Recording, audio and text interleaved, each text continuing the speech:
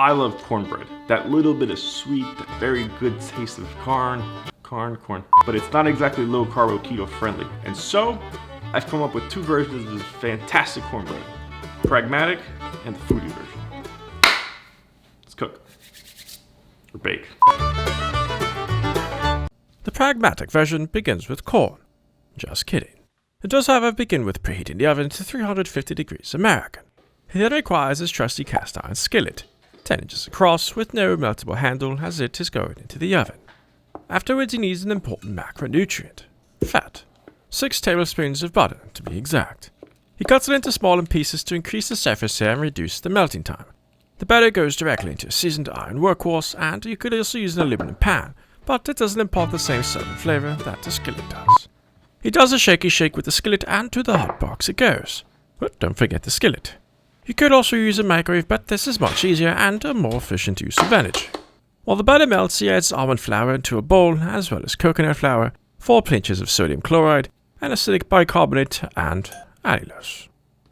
Now you can use erythritol as well, but I'm using allulose and it's incredibly important in this recipe. If you don't add it, it's actually going to lead to a very dry cornbread. I'm guessing it has something to do with science.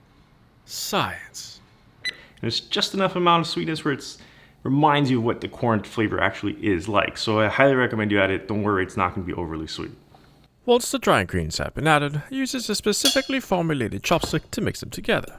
If there are no large chunks and it looks decently homogeneous, he moves on to the wet ingredients. Beginning with 3 large and effective offspring of the Gallus domesticus. You could use a bowl to ensure no accidental eggshells, but this is the Pragmatic version. So, in they go. He's rolling the dice that he won't need to use his kitchen tongs to fetch out any odd or crunchy ingredients. And in his quest, he's successful. Boop! Next he needs a more liquid type of milk fat. 2.64 ounces of heavy cream is added. And he waits for every last drop. Then he reaches for his secret ingredient. Now this ingredient is entirely optional. It's sweet corn extract, but this is what's going to take our cornbread from feeling like cornbread to actually tasting like cornbread. The downside, this little 2-ounce bottle retails for a little more than $20, which is really expensive. However, for me, I see it as an investment in my sanity, and out of this little bottle, you can get between 6 and 8 batches of this cornbread. So again, not required, but highly recommended. He is curious how they make this essence of corn, but is afraid to find out. He adds 2 teaspoons, and since this cost him $3.56, he makes sure to get every last drop. When the mixture transforms into a thick batter, it serves as a reminder about the butter. The butter that's been slowly melting in our cast iron skillet. He swirls it around the coat the skillet and pours it into the batter. No need to temper eggs or perform any sort of culinary acrobatics. He then switches to a spatula, a superior tool for wiping the edge of a pan as well as mixing wettish ingredients. Although the pools of butter is mesmerizing, the more liquidy batter must now go into the blackened iron. If you are using an aluminum pan, make sure to grease the sides to reduce sticking. Since the butter was melted and swirled in the hot skillet, there's no need to grease this workhorse. Very pragmatic. He gives it a few love pats to even it out, and to the hot box it goes. Sent to rack for 20 minutes. Although it will need more time, it's best to take it slow. In the meantime, he cleans. Because ants. Upon inspection at the 20-minute mark, the cornbread has yet begun to brown. So he closes the door and adds 10 minutes to his timer. 10 minutes later, it's right on target. Cooking times will vary based on altitude, humidity, sweetly used, and moon cycles, so work in small increments until desired brownness is achieved. Now we should wait for this to cool, but why? And so, using a bench scraper for no relevant reasons, he cuts 4 lines, which yields 8 perfectly sized slices of cornbread. And then, the taste test. Super moist, not crumbly at all.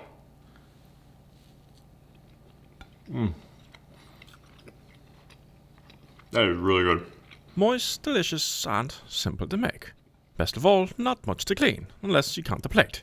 Overall, pragmatic. Much like the previous recipe, the Foodie version starts with the preheated oven and corn. Just kidding. It does, however, require a few slices of bacon. We also need a cast iron skillet, so make sure to use a nice clean one from the dishwasher. The preferred method of cleaning cast iron by absolutely no one. He begins to cut the bacon into long strips because he planned on making bacon sticks. but eventually just throws it all in the skillet, as he's really only after the bacon grease. So it's form over function, or is it function over form? Placed over medium-low heat, this will render out the fat while he prepares the batter. In the same large bowl, he adds 168 grams of almond flour, 65 grams of allulose, necessary to offset the other ingredients he will be adding, 11 grams of flax meal, 14 grams of coconut flour, 1 teaspoon of baking soda, and 4 to 5 pinches of salt. That is, unless your bacon is salty. He checks on his bacon to make sure it isn't burning into charcoal, and using the tiniest of whisks, ensures the dry ingredients are all in each other's business and evenly distributed.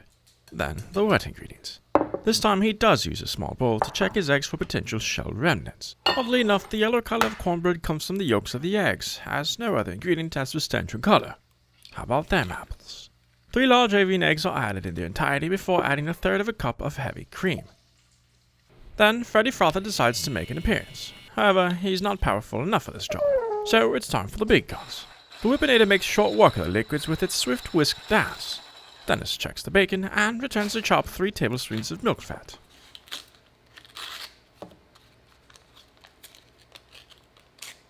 Those wrappers are rather uncooperative. He cuts and places the butter into a vessel, which then goes into the oven to melt. Again, for efficiency and lack of a microwave. Meanwhile, he removes the bacon from the pan, splattered with grease in the meantime.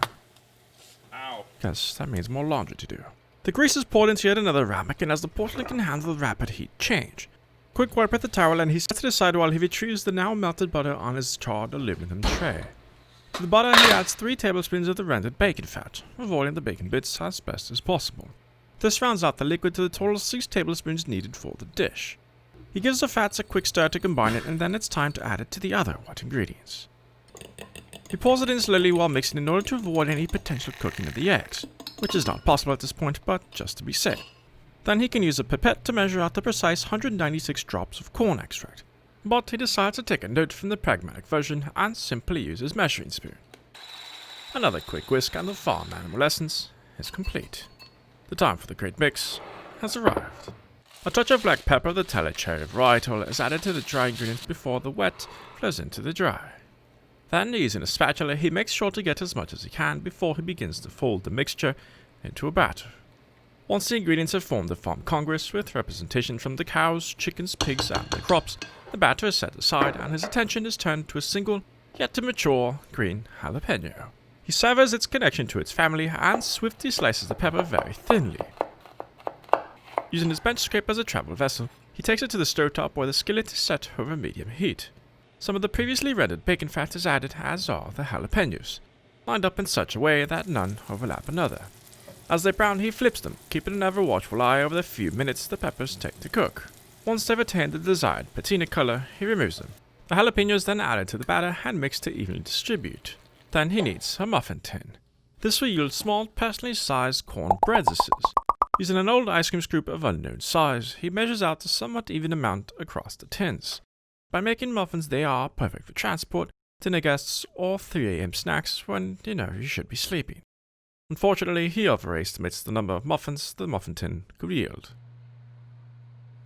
Patted to flatten them out, he is unhappy with the batter distribution. So he takes a little from here and places it into there, and a little from there and places it into here. Now they are ready to go into the hot box. 20 minutes, except he sets a timer for 10 minutes first. 10 minutes later, he opens the oven and rotates the tin to ensure even cooking. After another 10 minutes, he checks on his corn babies. Not quite brown, so he adds another 5 minutes to the clock. And when he removes them from the oven, they are perfectly browned in all the right places. One of the muffins is removed while still warm and with poor knife skills is cut in half.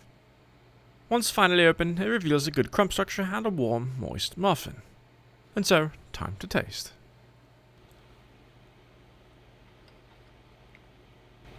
It's like not even a corn muffin. It's a slight hint of all the other flavors. It's pretty good. So good that they almost disappeared entirely after filming this episode. So if you want to level up your low-carb cooking and kitchen skills while kicking diabetes in the face, make sure to subscribe and watch these other videos. Much thanks to my Patreon supporters who help me make this show possible, and until next time, eat well. Now, this ingredient is entirely optional. It's sweet corn extract. Forgot what I was saying. If you're curious why I'm not wearing a white shirt today, laundry.